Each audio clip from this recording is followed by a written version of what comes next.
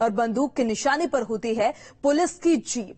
और फायरिंग भी 1-2 राउंड नहीं बल्कि 40 से 45 राउंड फायरिंग की जाती है। कानपुर के चाकेरी में बिकरू कांड का पार्ट 2 तैयार होते होते कैसे बचा, इस रिपोर्ट में देखिए।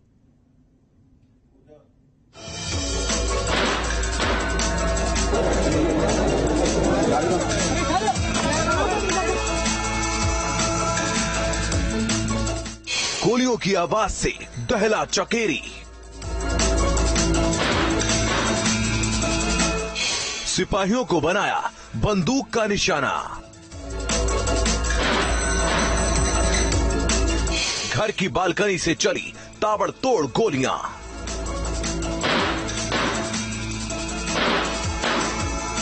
ढाई घंटे तक रहा दिल दहलाने वाला मंजर। बेटे के परेशान बाप का गोली कांड। सिर पर हेलमेट है, हाथों में बंदूक है और फिर बंदूक से चली गोली।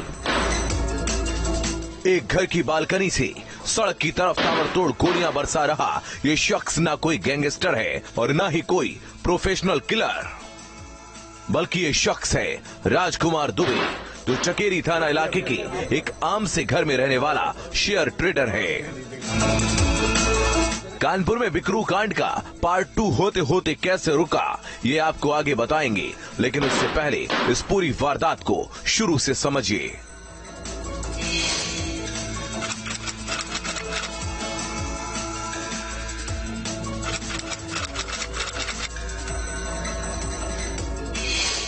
दोपहर के करीब 1 बज रहे थे, तभी चकेरी इलाके में रहने वाले राजकुमार दुबे के घर उसका बड़ा बेटा सिद्धार्थ अपनी पत्नी के साथ पहुंचता है। सिद्धार्थ की लव मैरिज से नाराज उसके बाप राजकुमार दुबे का विवाद शुरू हो जाता है। विवाद ये बहू को लेके है, कुछ बहू को लेके, मतलब जो बड़े वाले भैया की जो वाइफ है तो उन्हीं के साथ है कुछ। कितने लाइसेंस हैं आपके नाम? बंदूक लाइसेंस किसके नाम है? ये पापा के नाम की है। काहे में थे? पहले फोर्स में थे, काहे से? नहीं, ये शेयर मार्केट का काम था इनका, एक ही है। बेटे की लव मैरिज से नाराज और घर में चल रहे तमाम विवाद से परेशान राजकुमार दुबे अपने बेटे सिद्धार्थ से झगड़ा शुरू कर देता है, जिसकी खबर मिलने के बाद पास के घर में रहने वाला छोटा बेटा राहुल दुबे भी घर पहुंच जाता है। मैं तो अलग रहता हूँ, मैं पीछे रहता हूँ, तो मुझे फोन आया कि पापा ऐसा ऐसा कर रहे हैं, तब मैं पीछे आया तो बाबा मुझे पता है आर के दुबे। नहीं, ये तो नहीं पता है पहले का। सिद्धार्थ दुबे। जमीन जायदाद के बंटवारे को लेकर सिद्धार्थ अपने बाप पर दबाव बनाता है, जिसके बाद बहू के साथ विवाद इस कदर बढ़ गया कि राजकुमार ने बंदूक निकाल ली। झगड़ा हद से ज्यादा बढ़ रहा था। आरोपी के हाथ में बंदूक थी, निशाने पर अपना सगा बेटा। लिहाजा बहू ने घर में शुरू हुए विवाद की खबर पुलिस को दी। देखिए, ये श्यामनगर थाना क्षेत्र चकेरी का है मामला ऐसा। जो ये राजकुमार दुबे हैं, इनका अपनी जो बहू है और बेटा है सिद्धार्थ और जो भावना है, उनके साथ पहले से भी विवाद था, लगभग 3-4 महीने से चल रहा है। और आज भी शायद उनकी आपस में लड़ाई झगड़ा है। उस पर इनके जो बेटे हैं उन्होंने सूचना दी कि हाँ लड़ाई झगड़ा हो रहा है। विवाद की खबर मिलने के साथ ही चौकी इंचार्ज हिमांशु 2 सिपाहियों के साथ मौके पर पहुंचे, लेकिन तब तक बहुत देर हो चुकी थी। पुलिस को अपने घर के आसपास आता देख राजकुमार दुबे पूरी तरह भड़क गया और अपनी बंदूक उठाकर घर की छत पर पहुंचा। बंदूक में गोलियां भरी और पुलिस को निशाना बनाते हुए फायरिंग शुरू कर दी। यहाँ लोकल जो चौकी इंचार्ज है वो आए यहाँ पे, हिमांशु, और साथ में और 1-2 लोग आए। तो यहाँ पे जैसे ही वो आए तो उन्होंने फायरिंग अपनी चालू कर दी। फिर हम लोग और सबको लोगों को पता चला लगभग 1 बजे के आसपास, तो हम लोग पूरी टीम के साथ आए, इनको समझाया बुझाया गया। अभी इनको हम लोग लेके गए, इनका जो मेडिकल और जो स्वैब वगैरह फॉरेंसिक की कार्रवाई वो सारी की जा रही है। पुलिस पर फायरिंग की खबर मिलने के साथ ही मौके पर पुलिस के बड़े अधिकारी भी पहुंच जाते हैं, लेकिन पुलिस को देखने के बाद भी आरोपी राजकुमार दुबे गोली चलाना बंद नहीं करता। राजकुमार छत से ही एक के बाद एक करीब 40 से 45 राउंड फायरिंग करता है। छत पर उसके साथ मौजूद उसकी पत्नी भी गोली चलाने में उसकी मदद करती रही और करीब 2.5 घंटे तक पूरा चकेरी इलाका गोलियों की तड़तड़ाहट से इसी तरह गूंजता रहा। दिन दहाड़े हुई इस फायरिंग की वारदात में 3 पुलिसकर्मी गोली लगने से घायल हो गए। देखिए, पुलिसकर्मी अगर देखे जाए तो टोटल 3 घायल हैं। एक हमारे सब इंस्पेक्टर के हाथ में छर्रा लगा है और एक की उंगली में लगी और एक मामूली चोटें हैं सभी को मेडिकल के लिए भेजा गया है। गनीमत रही कि राजकुमार का निशाना तो चूक गया और कानपुर के चकेरी में बिकरू कांड जैसी दूसरी वारदात होते होते टल गई। करीब 2.5 घंटे तक हुई फायरिंग में 3 पुलिस वाले घायल हुए और आरोपी राजकुमार के घर से पुलिस ने कई राउंड जिंदा और चले हुए कारतूस भी बरामद किए हैं। देखिए, अभी हम लोग अंदर भी सर्च करा रहे हैं और कई सारे हमें अभी कारतूस मिले भी हैं, खाली भी मिले हैं, जिंदा भी मिले हैं और जो शुरू से लेकर लगभग 2 घंटे की कार्रवाई में इनके द्वारा कम से कम 30 से 40 राउंड चलाए गए थे। तो टोटल ये सारी चीजें हम रिकवर कर रहे हैं। देखिए, पता चला है कि इनके पास डबल बैरल का ही एक जो था लाइसेंसी हथियार था और एक इनके पास कोई रिवॉल्वर का ही थी, लेकिन वो अभी मिली नहीं। हम लोग उसको ढूंढवा रहे हैं। किसी बड़े कांड को होने से टालते हुए पुलिस ने बड़ी समझदारी के साथ आरोपी राजकुमार को गिरफ्तार किया, जिससे अब पूछताछ की जा रही है। आप लोगों ने देखा ही, हम लोगों ने उनको कैसे उनको परसुएट किया था, नेगोशिएट करके उनसे बातचीत करके कि सारी चीजें सॉर्ट आउट कराएंगे। उनको हम लोगों ने कब्जे में लिया और बाकी जो लीगल एक्शन वो किया जाएगा। पुलिस पर फायरिंग करने वाले राजकुमार दुबे से मिली जानकारी के मुताबिक राजकुमार अपने परिवार की झगड़ों से परेशान चल रहा था। उसकी मानसिक स्थिति भी सही नहीं थी और बेटे और बहू के दबाव के चलते उसने हाथों में बंदूक उठाई और जो भी सामने आया उसे अपना निशाना बना लिया। लेकिन अब आरोपी पुलिस की गिरफ्त में है और उससे पूछताछ का सिलसिला जारी है। देखिए, चूंकि अपने फैमिली में इनका डिस्प्यूट है, इनके भाइयों से भी कुछ प्रॉपर्टी का डिस्प्यूट है। ये खुद शेयर का काम करते हैं और इनकी जो बहू है उनसे भी था। काफी मानसिक रूप से ये वो भी थे और इनका इलाज भी चल रहा था।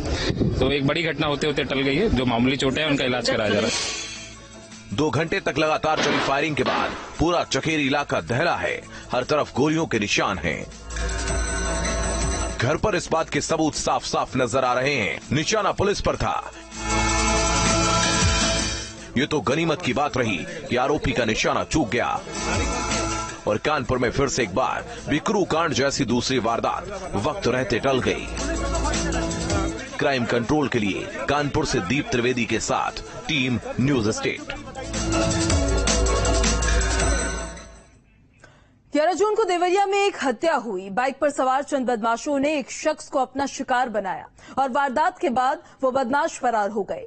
यह वारदात क्यों हुई, किसने अंजाम दिया, किसके इशारे पर कत्ल हुआ, हत्या के पीछे क्या वजह थी, कुछ भी साफ नहीं था क्योंकि एक भी सुराग नहीं था। लेकिन 9 दिनों के बाद कत्ल की इस अंधी वारदात का खुलासा होता है। वजह सामने आती है। वारदात को अंजाम देने वालों पर शिकंजा कसा जाता है। लेकिन कत्ल की इस वारदात का खुलासा किस तरह से किया गया है, इस रिपोर्ट में देखिए।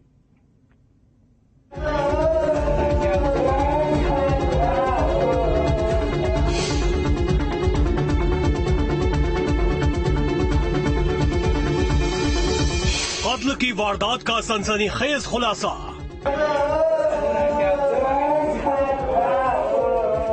गोलीकांड की गुत्थी का हुआ पर्दाफाश।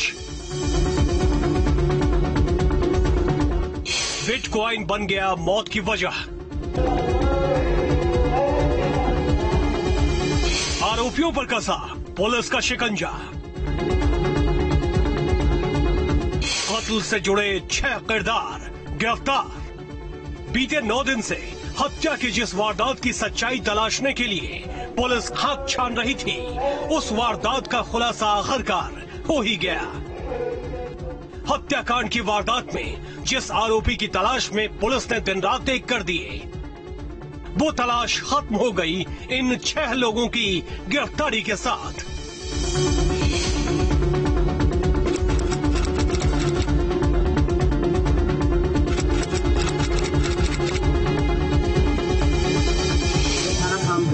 क्षेत्र का प्रकरण है जिसमें एक व्यक्ति जिसका नाम बलिस्टर यादव है, उसकी 11 जून को 2 अज्ञात हमलावरों द्वारा गोली मारकर हत्या कर दी गई थी। इस घटना का सफलतापूर्वक अनावरण देवरिया पुलिस की टीम ने कर लिया है।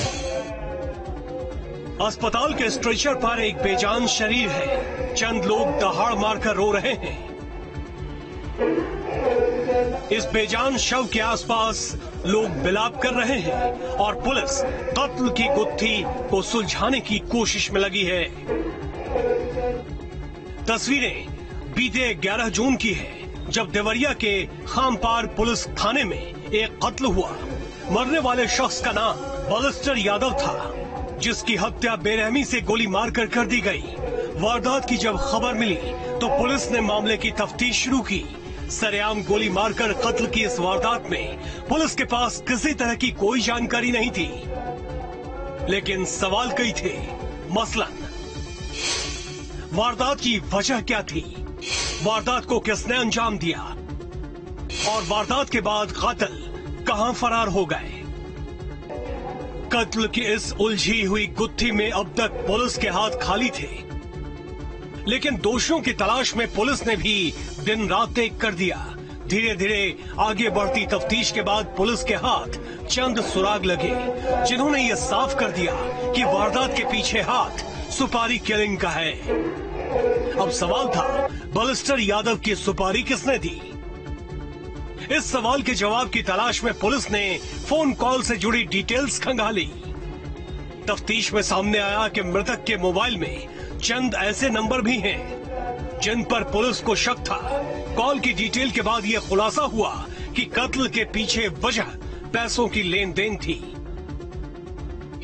रूप से जो मुख्य अभियुक्त हम लोगों ने गिरफ्तार किया है, उसकी पूछताछ के आधार पर और अन्य तथ्यों के आधार पर निकल के आया है कि ये जो हत्या है पैसे के लेन देन के विवाद को की गई।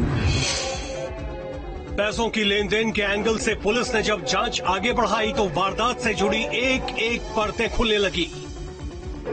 कत्ल की साजिश के पीछे नाम जुड़ा संजीव नाम के एक शख्स का, जिसने मृतक बालिस्टर के कहने पर बिटकॉइन में कुछ पैसे लगा दिए थे, लेकिन नुकसान उठाना पड़ा। बालिस्टर ने जब पैसे देने से मना किया तो आरोपी संजीव ने अपने दोस्त के साथ मिलकर बालिस्टर की सुपारी दे दी। लेकिन तफ्तीश आगे बढ़ने के साथ ही वारदात से जुड़ी सच्चाई सामने आनी शुरू हो गई और फिर आखिरकार कानून के हाथ 6 आरोपियों के गिरफ्तार तक जा पहुंचे। इस प्रकरण में कुल मिला के 6 लोगों की गिरफ्तारी हुई है और कुछ लोग इसमें अन्य वांछित हैं। मुख्य अभियुक्तों की गिरफ्तारी हम लोग कर चुके हैं और जो हत्या में हथियार प्रयुक्त हुआ था, जो बाइक जिसका यूज किया गया था, उसको भी हम लोगों ने बरामद कर लिया है। इस टीम के अच्छे कार्य के लिए मेरे द्वारा 25,000 रुपए के इनाम की घोषणा की जाएगी। वारदात से जुड़े 6 लोगों को पुलिस ने गिरफ्तार कर लिया है। पुलिस के शिकंजे में 6 मुख्य अभियुक्त आ चुके हैं और कुछ वांछित अपराधियों की तलाश में पुलिस जी जान से जुटी है। लेकिन पूरी तरह से उलझी हुई कत्ल की इस वारदात के खुलासे के साथ पुलिस ने यह साफ कर दिया कि कत्ल जैसे संगीन जुर्म की सच्चाई एक न एक दिन सामने आ ही जाती है। क्राइम कंट्रोल के लिए देवरिया से संदीप के साथ टीम न्यूज स्टेट।